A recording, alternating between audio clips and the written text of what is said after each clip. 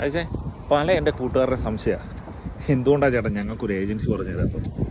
ശരിക്കും പറഞ്ഞാൽ ഞാൻ പറഞ്ഞു തരാത്തത് വേറൊന്നും കൊണ്ടല്ല. കാരണം എൻ്റെ കൂട്ടുകാരൻ, എൻ്റെ ഇൻറ്റിമേറ്റ് കൂട്ടുകാരൻ, കോഴിക്കോടുള്ള കൂട്ടുകാരൻ ഇപ്പോൾ ഈ കഴിഞ്ഞ ആഴ്ച 2 പേരെ കൊണ്ടുവന്നു. ശരിയാ, കൊണ്ടുവന്നു. ഞാൻ അവൻ്റെ നമ്പർ നിങ്ങൾക്ക് എല്ലാവർക്കും കൂടെ ഷെയർ ചെയ്ത് തന്നു. അവൻ 100 പേരെ ചിലപ്പോൾ കൊണ്ടുവരുമായിരിക്കും. അതിൽ 2 പേരുടെ രജിസ്ട്രേഷനായി എന്തെങ്കിലും ഒരു പ്രശ്നം ഉണ്ടായെങ്കിൽ ലാസ്റ്റ് എല്ലാവരും പറയും രഞ്ജിത്ത് കള്ളനാണ്, അവൻ ഞങ്ങളെ പറ്റിച്ചെന്ന് പറയും. സത്യമായിട്ടും അതുകൊണ്ടാണ് ഞാൻ ആർക്കും ഒരു ഏജൻസിയുടെ നമ്പർ തരാത്തത്.